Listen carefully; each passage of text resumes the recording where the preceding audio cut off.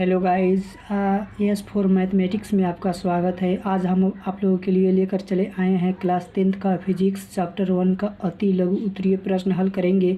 1 से लेकर 27 प्रश्नों का हल इस वीडियो में आपको देखने को मिलेगा। ठीक है, देखिए इसमें सबसे पहले देख लेते हैं प्रश्न संख्या 1 में क्वेश्चन बोल रहा है का समतल दर्पण पर पड़ने वाली एक ही प्रकाश किरण की कितने परिवर्तित किरणें हो सकती है। तो इसका डिफिनेशन आपको लिखना है। अतः केवल एक परिवर्तित किरणें हो सकती है। ठीक है, इसका दूसरा प्रश्न है समतल दर्पण पर लंबवत पड़ने वाली किरण किस प्रकार परिवर्तित होती है। तो इसका डिफिनेशन हो जाएगा समतल दर्पण पर लंबवत पड़ने वाली किरण लंबवत ही परिवर्तित होती है। ठीक है, अगला क्वेश्चन है प्रश्न संख्या 3 समतल दर्पण पर अभिलंब आयतन के लिए परिवर्तन कोण का मान कितना होगा। तो इसका उत्तर हो जाएगा समतल दर्पण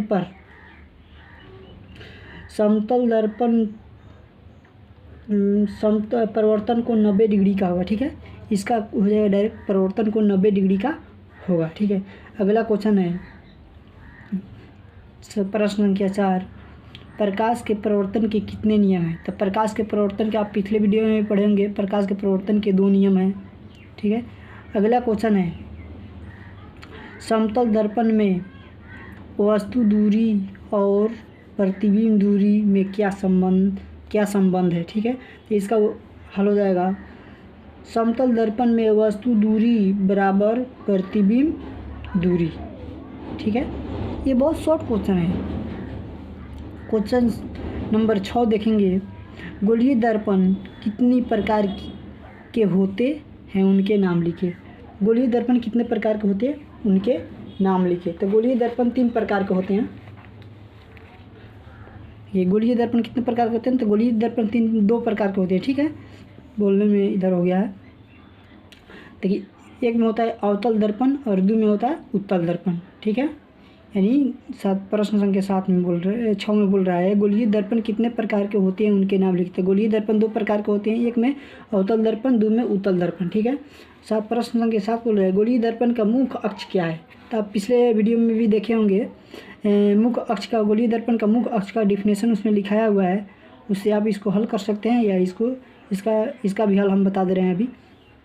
देखिए, इसका हल 7 नंबर क्वेश्चन का हल होगा गोलीय दर्पण के ध्रुव से वक्रता केंद्र को मिलाने वाली सरल रेखा को दर्पण का मुख्य अक्ष कहते हैं।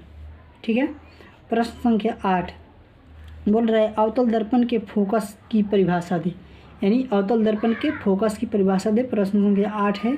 ठीक है, तो इसका डिफिनेशन होगा किसी अवतल दर्पण का फोकस उसके मुख्य अक्ष पर वह बिंदु है जहां मुख्य अक्ष के समांतर आती किरणें, ठीक है, आती किरणें दर्पण से परिवर्तन के बाद मिलती है। ठीक है, इस क्वेश्चन नंबर 9 बोल रहा है गोलीय दर्पण की फोकस दूरी f और उसकी वक्रता त्रिज्या r में क्या संबंध है। ठीक है, तो इसका डिफिनेशन होगा वक्रता त्रिज्या बराबर 2 गुने फोकस दूरी। ठीक है, क्वेश्चन नंबर 10 बोल रहेगा क्वेश्चन नंबर 10 बोल रहा है एक दर्पण का नाम बताए जो किसी वस्तु का सीधा और अवर्धित प्रतिबिंब दे सके। यानी उस दर्पण का नाम बताना है इसमें जो किसी वस्तु का सीधा और अवर्धित प्रतिबिंब बना सके। तो इसका हल हो जाएगा अवतल दर्पण। अवतल दर्पण में हमेशा किसी वस्तु का प्रतिबिंब सीधा और अवर्धित बनता है। ठीक है, क्वेश्चन नंबर 11 है एक अवतल दर्पण द्वारा आभासी प्रतिबिंब बनाने के लिए वस्तु का स्थान कहाँ होना चाहिए। देखिए, ये क्वेश्चन समझने की है। एक अवतल दर्पण द्वारा आभासी प्रतिबिंब बनाने के लिए वस्तु का स्थान कहाँ होना चाहिए। तो इसका हल होगा वस्तु को ध्रुव पर या ध्रुव तथा मुख्य फोकस के बीच होना चाहिए। ठीक है, क्वेश्चन नंबर 12 देखेंगे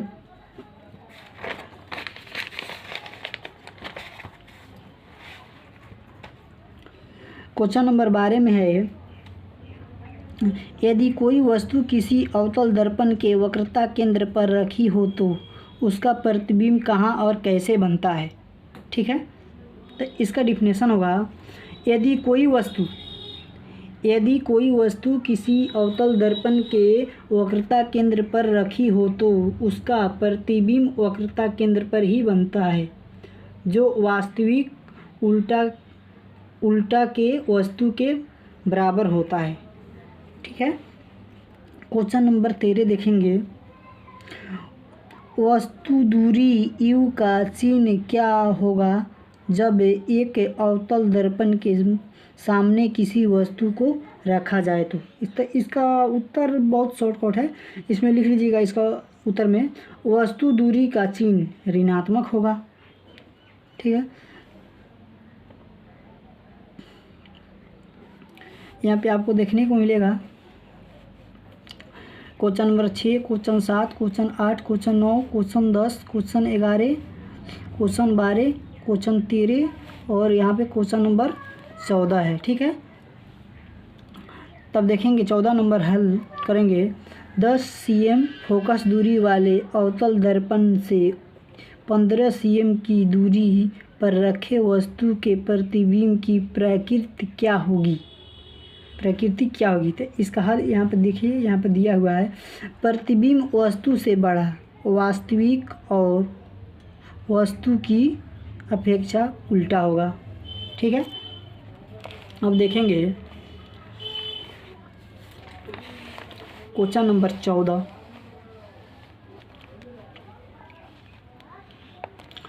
क्वेश्चन नंबर 14 हम देख लिए हैं। अब देखेंगे क्या क्वेश्चन नंबर 15। क्वेश्चन नंबर 15 में है, अवतल दर्पण से किसी दूरी पर एक वस्तु को रखा जाए जिससे कि प्रतिबिंब का आकार वस्तु के आकार के बराबर हो। देखिए, अवतल दर्पण से किसी वस्तु को कहाँ रखा जाए जिसका आकार दर्पण के वक्रता केंद्र पर बनता है। ठीक है, तो इसका डिफिनेशन में डायरेक्ट लिख दीजिए, उतना लिखने की कोई ज़रूरत नहीं है। यहाँ पर सोचे लिख लीजिएगा, यहीं लिख लीजिएगा। दर्पण के वक्रता केंद्र पर वस्तु को रखने पर वस्तु का आकार बराबर बनता है। ठीक है, क्वेश्चन नंबर 16 देखेंगे। यहाँ पे क्वेश्चन नंबर 16 में हुए, किस गोलीय दर्पण में केवल काल्पनिक प्रतिबिंब बनता है। किस गोलीय दर्पण में काल्पनिक प्रतिबिंब बनता है। तो यहाँ पर इसका हल होगा, उत्तल दर्पण में। इसका हल होगा 16 नंबर का, उत्तल दर्पण में किसी वस्तु का वास्तविक प्रतिबिंब नहीं बनता है। ठीक है, 17 नंबर क्वेश्चन है, क्या एक उत्तल दर्पण किसी वस्तु का वास्तविक प्रतिबिंब बना सकता है। तो इसमें होगा, इसका उत्तर होगा, फोकस दूरी ऋणात्मक है, अतः यह दर्पण अवतल दर्पण है। ठीक है, यह दर्पण अवतल दर्पण है। 18 नंबर क्वेश्चन है, एक दर्पण की फोकस दूरी f और f बराबर -15 cm है, यह अवतल दर्पण है या उत्तल दर्पण। ठीक है, तो इसका उत्तर होगा, इसका उत्तर में लिखिएगा, प्रतिबिंब की ऊंचाई और वस्तु की ऊंचाई के अनुपात को आवर्धन कहा जाता है। ठीक है,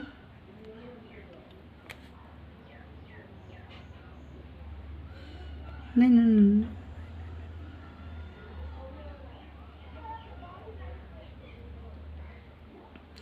देखिए, उसके बाद आता है 19 नंबर क्वेश्चन,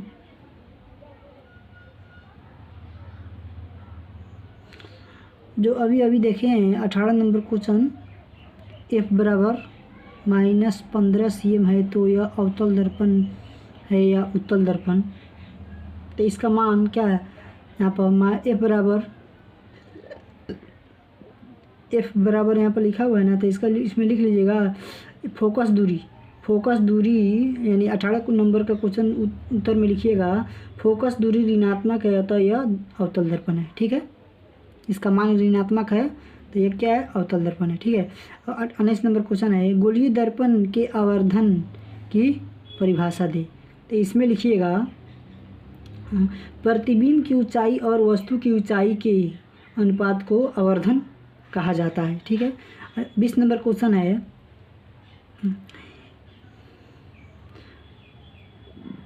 20 नंबर क्वेश्चन में है आवर्धन m का ऋणात्मक मान क्या बताता है। आवर्धन m का ऋणात्मक मान क्या बताता है, तो इसका होगा आवर्धन का ऋणात्मक चिन्ह बताता है कि प्रतिबिंब वस्तु के अपेक्षा उल्टा बन रहा है। ठीक है,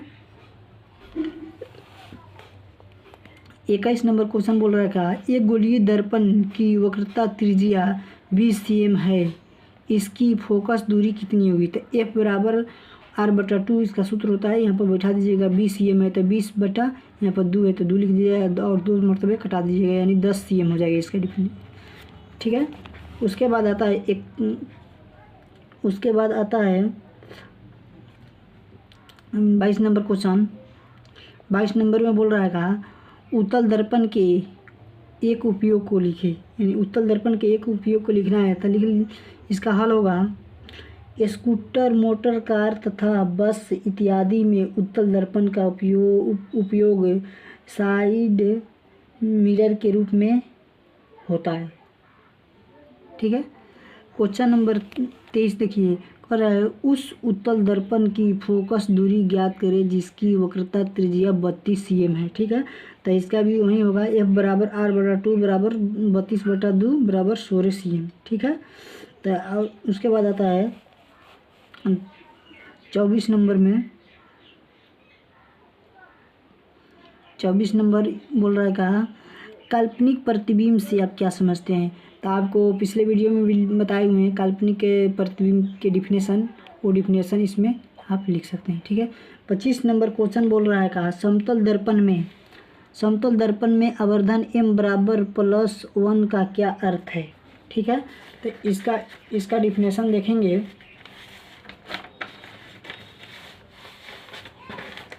इसका डिफिनेशन में लिखेंगे समतल दर्पण में आवर्धन बराबर +1 का अर्थ है कि प्रतिबिंब का आकार वस्तु के आकार के बराबर है और आवर्धन का ऋण धनात्मक चिन्ह बताता है कि प्रतिबिंब वस्तु के अपेक्षा सीधा है।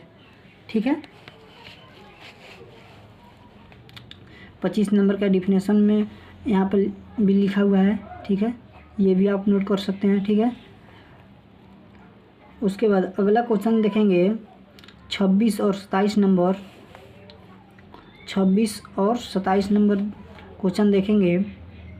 बोल रहा है का 26 नंबर एक गोलीय दर्पण जिसका वक्रता केंद्र C है पर एक किरण ACB आपतित होती है, यह किरण किस दिशा में परिवर्तित होती है। तो आप इसे 26 और 27 वाले क्वेश्चन को आपको हल करके और वीडियो के कमेंट बॉक्स में कमेंट करके आपको बताना है। ठीक है, चलिए आज का वीडियो यहीं तक है, अगले वीडियो का इंतज़ार कीजिएगा। अगर आप मेरे चैनल को अभी तक सब्सक्राइब नहीं किए हैं तो कृपया मेरे चैनल को सब्सक्राइब करें और अपने दोस्तों में भी ज़्यादा से ज़्यादा शेयर करें ताकि अगले वीडियो आप तक पहुंच जाए।